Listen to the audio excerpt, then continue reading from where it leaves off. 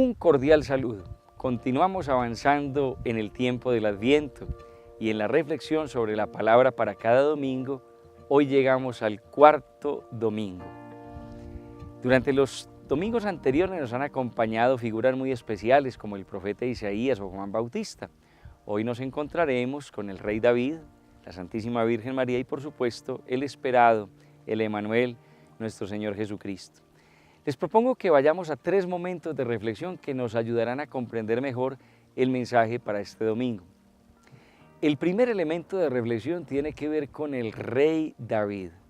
Sorprende que siendo el rey fundador de la dinastía, no haya construido un templo para el Señor, porque era lo común en el vecino antiguo oriente. Siempre el rey fundador construía el templo a su Dios.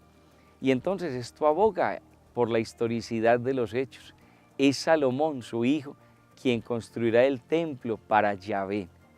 David tuvo buenas intenciones, nos dice el relato, pero animado y exhortado por la profecía de Natán, se enteró de que sería el Señor quien le construiría a él no una casa, no un templo, sino una descendencia. Aquí se juega con los diversos significados de las palabras. Bet en hebreo no solamente significa casa, sino también descendencia. Y Dios se revela prometiendo. A Dios le gusta prometer, pero no solo ello, sino dar cumplimiento pleno a las promesas. Sorprende que en el reino del sur llamado Judá, la dinastía, la descendencia de David, tuvo siempre una estabilidad y continuidad. En el reino del norte, por el contrario, aquel reino llamado Israel, se sucedieron una tras otra varias dinastías. Entonces, ¿qué pasaría?, se preguntaba Israel. Llega un momento crítico de su historia.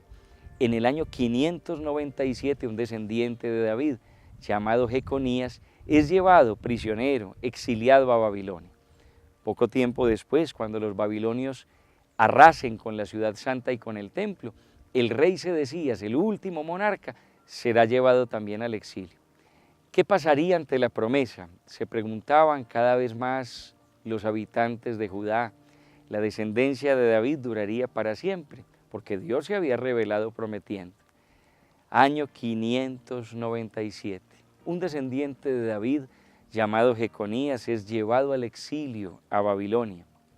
Y pocos años después, en el año 586, los babilonios invaden la ciudad santa, arrasan con todo, destruyen el templo y se llevan al último gran monarca, el rey Sedecías. Pasaron 50 años. Los israelitas volvieron del destierro y se instauró el gobierno con un descendiente de David llamado Zorobabel. Pero poco tiempo después desaparecerá de la escena. ¿Qué pasaría entonces con la promesa? ¿Qué pasaría con la descendencia? Israel empezó a esperar entonces la llegada de un Mesías, descendiente de David, que por fin los liberaría. Y entonces Dios, que se revela prometiendo, dando esperanza, a Dios que le gusta cumplir sus promesas, las llevó a plenitud definitivamente en Cristo Jesús. Cristo es el sí definitivo de las promesas de Dios. Él ha venido, nos dice el Evangelio, llamándose Jesús, para salvar a su pueblo, para salvarlo, para darle una libertad plena, una libertad que solo se obtiene desde el amor incondicional e infinito de Dios. Vamos a dar un paso adelante. Es significativo que Dios, que se revela prometiendo, se revele de manera especial a los pequeños. Llegamos entonces a un segundo momento de nuestra reflexión. Dios se revela prometiendo, pero se revela de manera especial a los pequeños y por medio de lo pequeño. ¿Quién era el rey David? El menor de la familia de Jesé, un simple pastor que no contaba mucho en aquella sociedad. ¿Quién es María? Es una adolescente, una pequeña niña de Nazaret, y Nazaret realmente no era nada en aquella época. Nazaret nunca es mencionada como localidad en el Antiguo Testamento y ningún escritor importante del judaísmo mencionará a Nazaret, un pueblo desconocido, perdido en el espacio. Allí fue donde Dios puso sus ojos, en una niña de esa población de 200 habitantes, una población insignificante, tal como mucho tiempo atrás había puesto sus ojos Dios en ese pequeño pastor que también salvó a su pueblo. Lo más interesante de todo es que Dios no solamente se fija en lo pequeño y se revela por medio de lo pequeño, sino que Él mismo, siendo el más grande de los grandes, ha querido hacerse pequeño en un pesebre.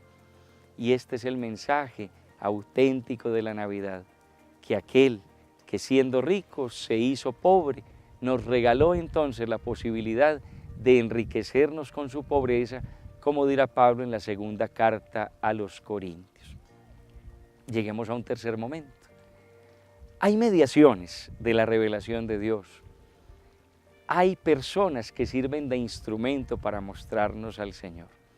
En la primera lectura aparece un personaje muy particular que es el profeta Natán, quien comunica al rey David lo que Dios quiere de él.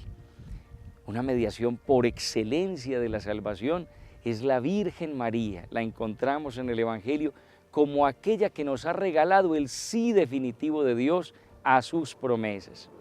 Qué interesante descubrir que la mediación de María pasa por su obediencia.